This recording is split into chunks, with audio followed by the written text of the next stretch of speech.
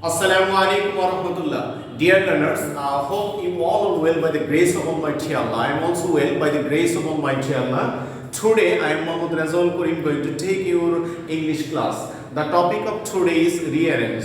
Dear learners, you know very well that we have been taking this class from the Srishti Central School and College Jamalpur, a unique concern of Srishti Education Family. In this online class, I congratulate you, your parents and the viewers. সুপ্রিয় শিক্ষার্থীরা, স্নেহের শিক্ষার্থীরা, আশা করি তোমরা পরম করুণাময়ের অশেষ রহমতে ভালো আছো। আলহামদুলিল্লাহ আমরাও ভালো আছি। আমি আজকে তোমাদের রিঅ্যারেঞ্জের উপর ক্লাস নিতে যাচ্ছি। ইতিপূর্বেও তোমাদের রিঅ্যারেঞ্জ এবং ডাব্লিউএস কোর্সের উপর ক্লাস নিয়েছিলাম। যদিও এই ক্লাসটি স্পেশালি আমাদের পঞ্চম শ্রেণীর অর্থাৎ পিইসি পরীক্ষার্থীদের জন্য, তবুও আমি মনে করি এই ক্লাসটি ক্লাস 3 এবং 4 এই উভয় ক্লাসের জন্য প্রযোজ্য। কারণ আমরা দেখে আসছি যে ক্লাস 3 থেকে 5 পর্যন্ত আমাদের সিলেবাস প্রায় একই আদলে। কাজে এই ক্লাসটি আমি আমাদের ক্লাস 3 এবং 4 এর গ্রুপে সেন্ড করবো, এই জন্য তোমাদেরকেও আমি একটু অবহিত করছি। সুপ্রিয় শিক্ষার্থীরা, তাহলে পূর্বের ক্লাসেও আমি বলেছিলাম যে এই রিঅ্যারেঞ্জটা আমরা কি আইটেমগুলো, কি বিষয়গুলো আমাদের জানা থাকলে এই রিঅ্যারেঞ্জে আমরা ভালো করতে পারি, এগুলো কিন্তু আমি পূর্বের ক্লাসে তোমাদের বলেছিলাম। সুপ্রিয় শিক্ষার্থীরা, আরেকটা বিষয় মনে করে দিচ্ছি যে আমাদের যেহেতু কোভিড-19 এর কারণে এবছরও আমাদের অনলাইনে ক্লাস চালাতে হচ্ছে, কাজেই আমি তোমাদের প্রতি উদাত্ত আহ্বান রাখবো এবং আমাদের সম্মানিত অভিভাবক যারা রয়েছেন সবার প্রতি বিনীত অনুরোধ রাখছি, আপনারা আপনাদের ছেলে মেয়েদেরকে নিয়মিত আমাদের অনলাইনে ক্লাসগুলো দেখাবেন এবং আমাদের যে অনলাইনে হোম এক্সাম, সাপ্তাহিক পরীক্ষা, তারপর আমাদের টিউটোরিয়াল পরীক্ষা এবং সেমিস্টার পরীক্ষাগুলো হচ্ছে, অত্যন্ত গুরুত্ব সহকারে এগুলোতে অংশগ্রহণ এবং পরীক্ষার খাতা স্কুলে পৌঁছে দেওয়ার বিষয়টা আপনারা অবশ্যই আমাদের পৌঁছে দিতে আমাদেরকে সহযোগিতা করবেন। স্নেহের শিক্ষার্থীরা, তোমরা আমাদের এই সমস্ত পরীক্ষাগুলোতে অংশগ্রহণ করবে, কারণ এগুলোর উপর নির্ভর করেই তোমাদেরকে পরবর্তী নেক্সট ইয়ারে আমরা প্রমোশন দিব ইনশাআল্লাহ। আর স্বাভাবিক অবস্থা হয়ে গেলে তো আলহামদুলিল্লাহ আমরা অফলাইনে শুরু করবোই, সরকার যখন ঘোষণা দিবে ইনশাআল্লাহ। তো আমি তোমাদেরকে অনলাইনে ক্লাসগুলো নিয়মিত দেখার জন্য আহ্বান করছি। সুপ্রিয় শিক্ষার্থীরা, let's go to our main point. সুপ্রিয় শিক্ষার্থীরা, আমি বলেছিলাম যে আজকে আমি তোমাদের রিঅ্যারেঞ্জ নিয়ে আলোচনা করব। তো আমি পূর্বের ক্লাসে বলেছিলাম যে রিঅ্যারেঞ্জ কি আইটেমগুলো জানা থাকলে আমাদের সহজ হবে। এক নম্বর হচ্ছে যে রিঅ্যারেঞ্জে এখানে যে জাম্বল ওয়ার্ডগুলো, এলোমেলো যে ওয়ার্ড বা শব্দগুলো থাকবে, এগুলো প্রত্যেকটার কারেক্ট প্রনাউন্সিয়েশন, উচ্চারণ আমাদের জানা থাকতে হবে। দেন এগুলোর মিনিং আমাদের মাতৃভাষায় জানা থাকতে হবে। তারপর পুরো সেন্টেন্স, প্রত্যেকটা ওয়ার্ডগুলো আমাদের সাজিয়ে একটা মিনিংফুল সেন্টেন্স তৈরি করতে হবে। এই সেন্টেন্সের স্ট্রাকচার আমাদের জানা থাকতে হবে এবং এটা কোন ধরনের সেন্টেন্স। অর্থভেদে যে 5 প্রকার সেন্টেন্স রয়েছে, assertive, interrogative, imperative, objective, exclamatory, এই 5 প্রকার সেন্টেন্স সম্পর্কে আমাদের সম্যক ধারণা থাকতে হবে। এরপর 12 প্রকারের যে টেন্স রয়েছে, এই টেন্স সম্পর্কেও ধারণা থাকতে হবে।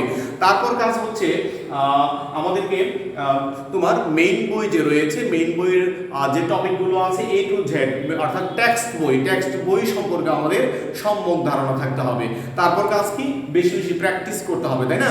কারণ চর্চা যত করব তত আমাদের কাছে ইজি হবে। সুপ্রিয় শিক্ষার্থীরা, তাহলে আমি আজকে আমার মূল আলোচনা শুরু করছি।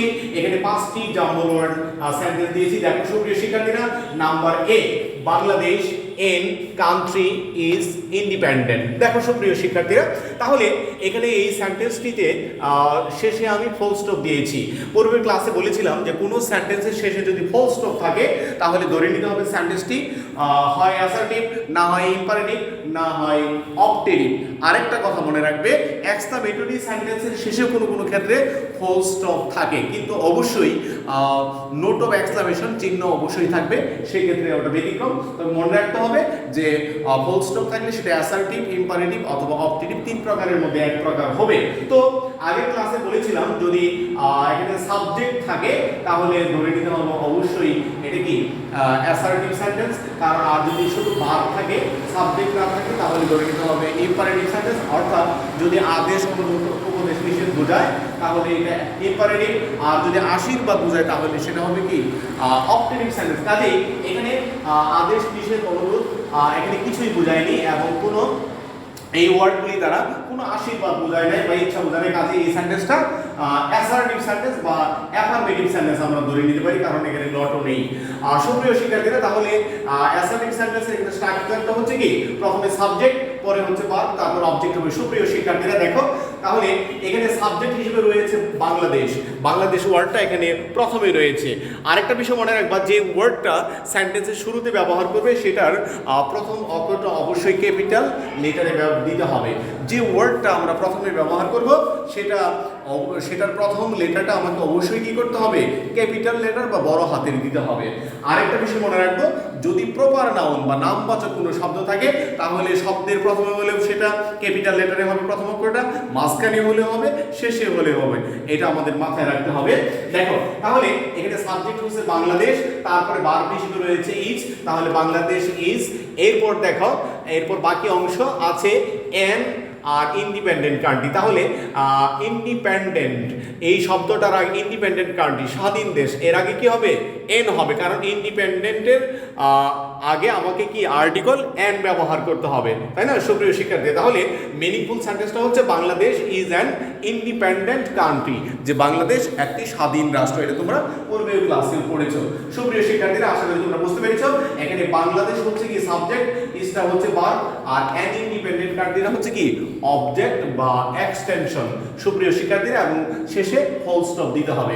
তারপর দেখো নাম্বার 2 অর্থাৎ B number রিয়ারেন্সটা 64 are districts in country, their divisions and দেখো সুপ্রিয় শিক্ষার্থীরা, এখানে এই ওয়ার্ডগুলো থেকে আমরা বুঝতে পেরেছি ডিস্ট্রিক্টস মানে জেলা সমূহ, বাংলাদেশের জেলা, আর কান্ট্রি মানে দেশ, আমাদের দেশ, আর ডিভিশনস মানে কি বিভাগ সমূহ। আমরা জানি যে আমাদের বাংলাদেশে 8টা বিভাগ আছে এবং 64টা জেলা আছে। তাহলে কোনো স্থানে বর্তমানে একাধিক কিছু আছে এরকম বোঝালে কি দিয়ে শুরু হয়, দেয়ার আর দিয়ে শুরু হয়। তাহলে এখানে কি আমরা দেয়ার আর দিয়ে শুরু করব, দেয়ার আর, তারপর দেখো 8 ডিভিশনস, তাহলে বিভাগ কয়টি, 8টি।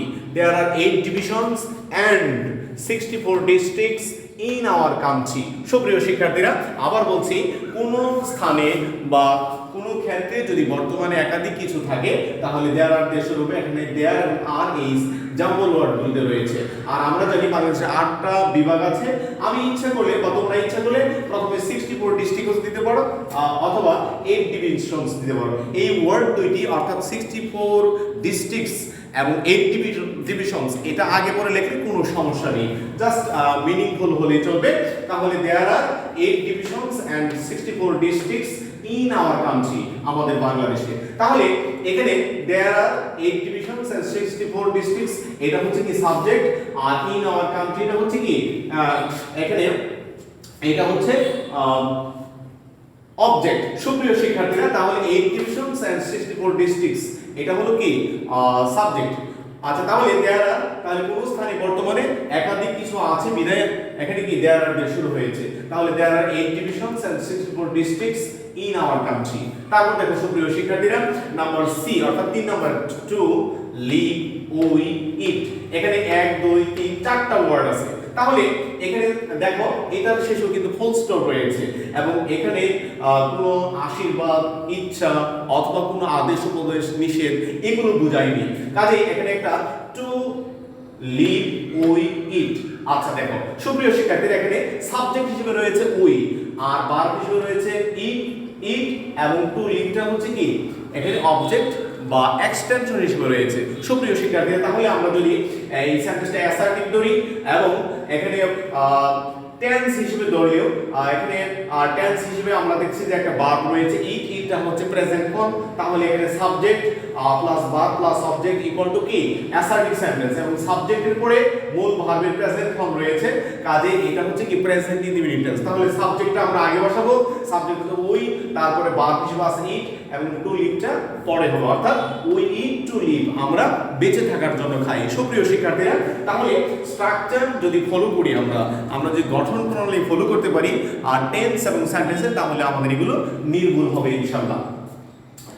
তারপর দেখো নাম্বার ডি অর্থাৎ 4 নাম্বারটা নেম, হোয়াট, ইউর, ইজ প্রশ্নবোধক চিহ্ন। তাহলে দেখো কোন সেন্টেন্সের শেষে যদি প্রশ্নবোধক চিহ্ন থাকে তাহলে মনে করতে হবে কি এটা ইন্টারোগেটিভ সেন্টেন্স। আর ইন্টারোগেটিভ সেন্টেন্সটা তোমরা আগেই জেনেছো দুই রকম হয়ে থাকে, একটা হচ্ছে ডব্লিউএস কোশ্চেন আর একটা হচ্ছে ইএস নো কোশ্চেন।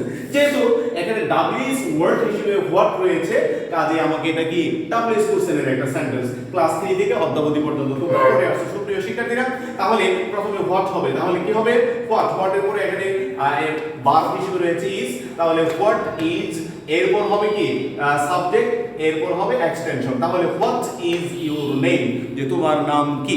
সুপ্রিয় শিক্ষার্থীরা আবার বলছি, যেহেতু এখানে হোয়াট রয়েছে এবং প্রশ্নবোধক চিহ্ন রয়েছে, অতএব সেন্টেন্সটি কি WH কোশ্চেনের সেন্টেন্স। আমরা জানি WH কোশ্চেনে WH ওয়ার্ডটা সেন্টেন্সের শুরুতেই বসে থাকে, তাহলে হোয়াট ইজ ইউর নেম, অথবা যদি ওয়ার্ডস থাকতো তাহলে হোয়াটস ইউর নেম এটা হতো।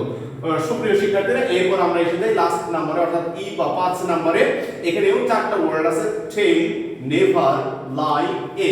দেখো টেল মানে কি বলা, নেভার মানে কখনো না, লাই মানে মিথ্যা বলা বা মিথ্যা, আর এ মানে একটি। দেখো সুপ্রিয় শিক্ষার্থীরা, তাহলে এখানে নেভার মানে কখনো না আর টেল মানে বলা, অর্থাৎ কখনো বলবে না।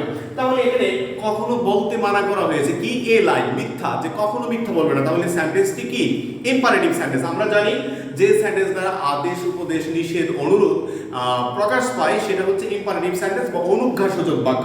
মানে অনুজ্ঞা মানে কি আদেশ, উপদেশ, নিষেধ, অনুরোধ, এই 4টা বিষয়কে এখানে নিষেধ এগুলো বোঝাবে। তো সুপ্রিয় শিক্ষার্থীরা, তাহলে এখানে নেভারটা কি প্রথমে বলবে, নেভার টেল কখনো বলবে না, অর্থাৎ ভার্ব দিয়ে শুরু হবে, ভার্বের আগে এখানে অ্যাডভার্ব রয়েছে, অর্থাৎ নেভার কখনো না, কোনো সময়ই নয়। তাহলে নেভার টেল এ লাই, কখনো মিথ্যা বলবে না। এটা আমরা আমাদের অনেকেই মুখস্থ রয়েছে, তবে এগুলো মুখস্থ রাখার কোনো যৌক্তিকতা নাই, আমরা স্ট্রাকচার মনে রাখবো, কারণ আমরা জানি ইম্পারেটিভ সেন্টেন্স কি ভার্ব দিয়ে শুরু হয়। যেমন do not make a noise in the class, ক্লাসে গোলমাল করবে না।